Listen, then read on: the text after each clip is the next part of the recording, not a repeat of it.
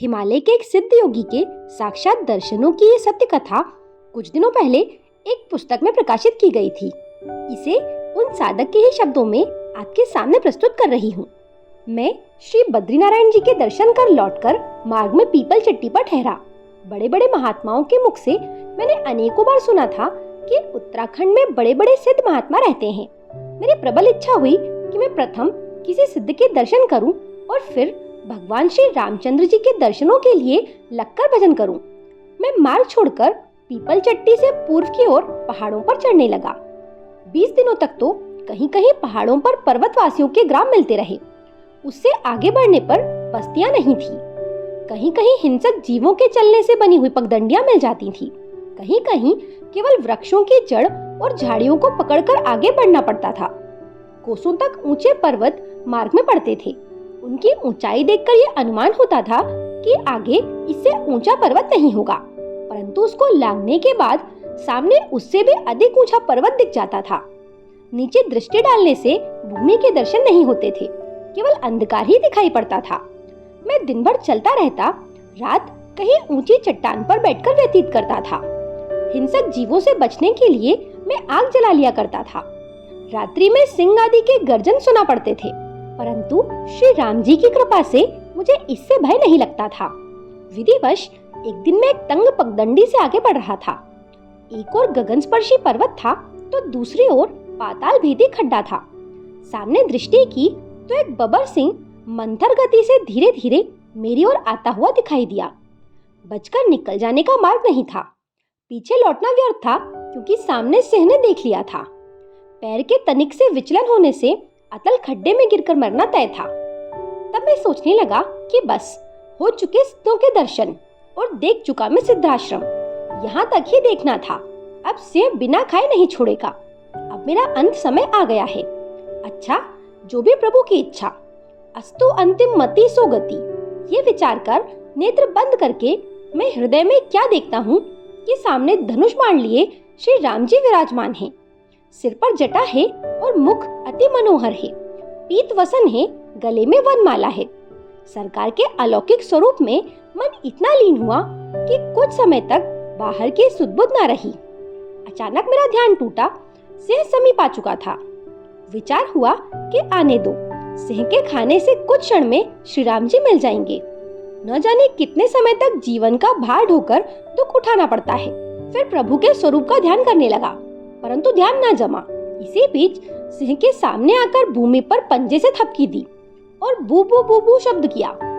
सिंह ने इसी प्रकार 3-4 बार किया, परंतु मैंने नेत्र नहीं खोले। मैंने सोचा कि अपने खाद्य को पाकर प्रसन्न हो रहा है। अब ये मुझे खाना प्रारंभ करने वाला है। ओह, जब से शरीर को फाड़ेगा तो कुछ समय तक मुझे बड़ी पीड़ा होगी। मैं विचार ही रहा था कि पीठ के पीछे धमाका हुआ। मैंने नेत्र खोलकर पीछे गर्दन मुड़ाकर देखा तो वो महाभयंकर विशालकाय सिंह मेरे ऊपर से कूदकर जा रहा है। तब अपने प्रभु श्री राम की अपने ऊपर इस प्रत्यक्ष कृपा को देखकर हृदय से बार बार ये पद निकलने लगा, जानकी नाथ सहाय करे तब कौन बगैर करे नरतेरो। कुछ समय के पश्चात मेरे मन में ये विचार आया कि अच्छा होता कि वो सिंह मुझे अपना आहार बना लेता। सरकार के दर्शन होते और विषय वियोग की ज्वाला शांत हो जाती। किन्हीं पुण्यों से यह मिलन सुअवसर प्राप्त हुआ था, परंतु मेरे किसी प्रबल पाप ने आकर बीच में विघ्न डाल दिया। सरकार ने मुझे अत्यंत पतित जानकर ही अपने चरणों में नहीं बुलाया। इस विचार ने मुझे विहल कर दिया। मैं फूट फूट कर रोने लगा। मार्ग में चलते हुए 3 दिन तक मेरे नेत्रों से प्रेमाश्रु बहते रहे। आगे चलकर इसी प्रकार एक बड़े भालू से मुठभेड़ हुई। उससे भी मेरी श्री राम जी ने रक्षा की। इसी प्रकार उस निर्जन पहाड़ी वन में चलते चलते मुझे 2 मास व्यतीत हो गए, परंतु किसी सिद्ध महात्मा के दर्शन नहीं हुए। हृदय में अब कुछ कुछ निराशा सी होने लगी थी। फिर भी मैं धैर्य से आगे ही बढ़ता रहा। लगभग 2.5 मास की यात्रा के उपरांत मुझे पर्वत पर एक समतल भूमि मिली। मैं वहां कुछ दिन के लिए ठहर गया। मेरे पास एक वैसाखी थी जिससे मैं कंद खोदकर उदर पूर्ति कर लेता था। कंदों की पहचान महात्माओं के द्वारा मुझे पहले ही हो गई थी। हिमाच्छादित स्थानों को छोड़कर ऐसे कंद प्रायः पहाड़ों पर सभी जगह मिल जाते हैं। ये कई प्रकार के होते हैं और इनका स्वाद बड़ा ही मधुर होता है और ये पचने में बड़े ही हल्के होते हैं। अन्य प्रकार के वन्य फल भी ऋतु के अनुसार सर्वत्र मिल जाते हैं। वहाँ रात्रि में औषधियों से दीपक के समान प्रकाश निकलता था। लगभग 4 गज के अंतर से ये प्रकाश दिखता था और पास जाने पर वो लुप्त हो जाता था। अतः उस औषधि की पहचान मुझे नहीं होती थी। इस प्रकार उस प्रभु की प्राकृतिक दिव्य महिमा का अनुभव करते हुए कुछ दिन और व्यतीत हुए। एक दिन एक बड़े ऊंचे कद के जटाधारी ब्रह्मचारी मेरे पास आए। उन्होंने मुझसे संस्कृत में पूछा, कस्त्वम कुतः समायातः, मतलब तू कौन है और कहाँ से आया है। संस्कृत का अधिक अभ्यास न होने के कारण मैंने इसका उत्तर हिंदी भाषा में दिया। इस पर ब्रह्मचारी जी ने पूछा, तो यहाँ कैसे आया? यहाँ आना तो बड़ा कठिन है। मैंने कहा, महाराज आना तो निसंदेह कठिन था, परंतु श्री राम जी की कृपा से चला आया हूँ। मैंने महात्माओं से सुना था कि हिमालय पर सिद्ध लोग रहते हैं। उन्हीं के दर्शनों की उत्कृष्ट इच्छा मुझे यहाँ तक ले आई है। इसको सुनकर वे मुस्कुराए और बोले, भाई सिद्धजन तो ऋषिकेश से लेकर पर्वतों पर सर्वत्र रहते हैं, परंतु साधारण जन को दिखते नहीं। तुम ही बताओ, तुमने गायत्री के कितने पुरुष चरण किए हैं, कौन सा तप किया है, अथवा कौन से अध्यात्म शास्त्र का मनन करके आत्मज्ञानी बने हो, जिससे तुम्हें सिद्ध महात्माओं के दर्शन उपलब्ध हो सके। जाओ, लौटकर अपने घर चले जाओ। ब्रह्मचारी जी के इन वचनों को सुनकर मैंने कहा, महाराज क्षमा कीजिए, मैं अब लौट नहीं सकता। यहीं रहकर मैं श्री रामचंद्र जी का जप करूंगा। जो प्रभु की इच्छा होगी वही होगा। मेरे इस आग्रह को देखकर ब्रह्मचारी जी ने कहा कि अच्छा, जैसी तुम्हारी इच्छा हो वैसा करो। इसके अनंतर उन्होंने मुझे एक बूटी दिखलाकर कहा कि इसका 1 तोला अर्क निकालकर पीने से 7 दिनों तक भूख नहीं लगती और बल भी क्षीण नहीं होता। तुम चाहो तो इसका सेवन कर सकते हो। फिर उन्होंने मुझे एक बड़े वृक्ष के नीचे ले जाकर कहा कि ये स्थान भजन करने के लिए बहुत उपयुक्त है, तुम यहीं रहो। इसके बाद ब्रह्मचारी जी भी चले गए। उस बड़ को देखकर मुझे बड़ा ही आश्चर्य हुआ। उसकी परिधि 1 मील से कम न होगी, ऊंचाई भी असाधारण थी। वर्षा और धूप उसके सघन पत्तों से छनकर भी नहीं आ सकती थी।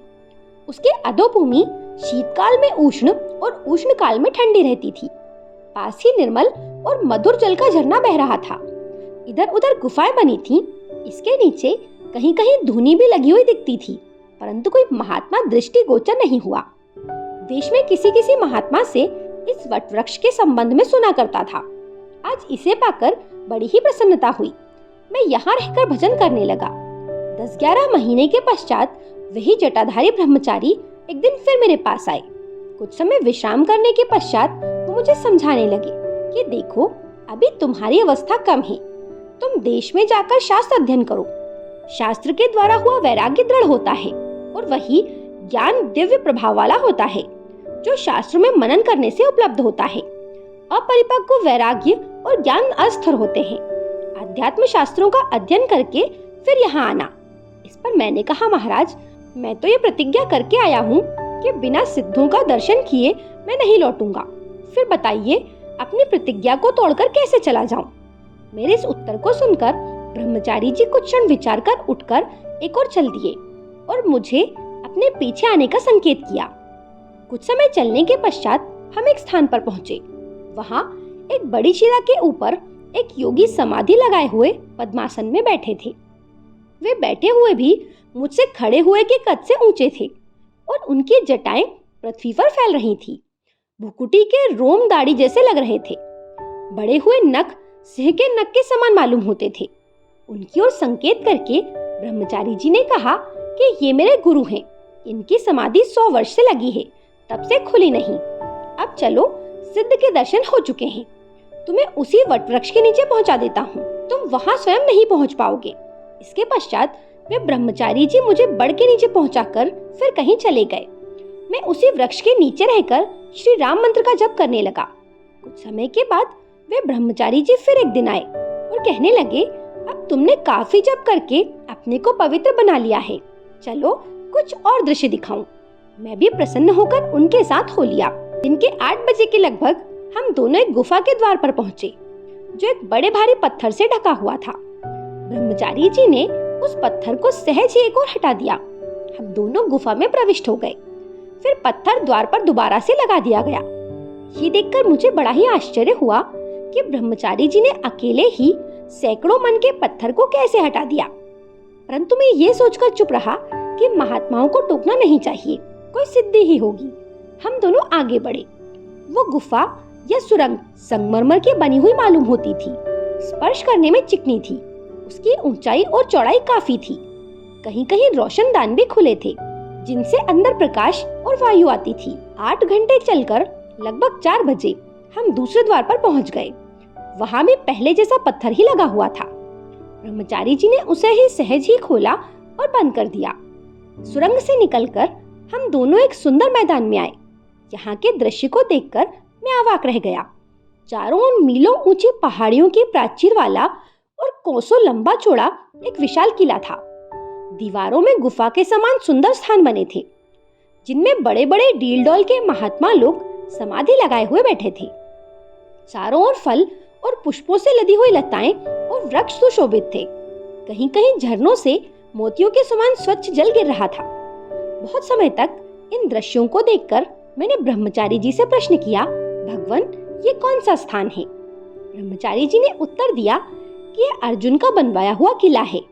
व्यास जी के आज्ञानुसार अर्जुन यहीं तप करने के लिए आए थे। फिर ब्रह्मचारी जी ने कहा, ये जो गुफाओं में महात्माओं को तुम देख रहे हो, ये महाभारत के समय के हैं। तब से अब तक इनकी समाधि नहीं खुली है। मैंने ब्रह्मचारी जी से उस सिद्धाश्रम में रहने की अनुमति मांगी। इस पर ब्रह्मचारी जी ने कहा, ये स्थान केवल सिद्ध जनों के रहने का है। यहाँ कलयुग का उत्पन्न हुआ मनुष्य नहीं रह सकता। यह स्थान मलमूत्र त्यागने का नहीं है। यदि दिन में यहाँ कोई साधारण जन हट करके रह भी जाए, तो रात्रि में वो उठकर उसी स्थान पर पहुँच जाता है जहाँ का वो होता है। इसलिए इस मिथ्या मनोरथ को छोड़कर मेरे साथ चलो, वहीं वट के नीचे तुम्हें पहुँचाऊं। ऐसा कहकर मुझे फिर उसी सुरंग मार्ग से निकालकर वे बड़ के नीचे पहुँचा गए। मैं पूर्ववत वहीं श्री राम मंत्र का जप करने लगा। इस प्रकार कुछ समय और व्यतीत हुआ। एक रात्रि मैं बैठा हुआ श्री राम मंत्र का जाप कर रहा था। मेरे नेत्र खुले तो अचानक एक बड़ा दिव्य प्रकाश सामने आया। अनेक गैसों का प्रकाश उसकी तुलना नहीं कर सकता था। उस प्रकाश के मध्य में आकृति भी अवश्य थी, परंतु प्रकाश की चकाचौंध के कारण मेरी दृष्टि में बंध न सकी। कुछ क्षणों के पश्चात वो दिव्य प्रकाश अंतर्ध्यान हो गया। मैं बड़ा ही व्यग्र हुआ। बार बार गदगद कंठ से राम जी को पुकार कर कहने लगा कि सरकार, इस प्रकार के दर्शनों से मेरे हृदय को शांति नहीं हुई। मैं इस प्रकार नहीं मानूंगा। यदि कृपा कर दर्शन देने हैं तो स्पष्ट रूप से सम्मुख आइए। परंतु मेरा प्रारब्ध ऐसा कहाँ था। फिर कभी वैसे प्रकाश के भी दर्शन नहीं हुए। इसके पश्चात एक दिन ब्रह्मचारी जी ने आकर मुझे आग्रह करके देश लौट जाने के लिए विवश किया। मुझे आना पड़ा, परंतु मेरा इधर मन नहीं लगता। कुछ समय अध्यात्म शास्त्रों का अध्ययन कर फिर वहीं चला जाऊंगा। ये कहकर उस समय आप चुप हो गए। ये वीडियो आपको कैसा लगा मुझे कमेंट करके जरूर बताएं। मेरे साथ बने रहने के लिए आप सभी का धन्यवाद।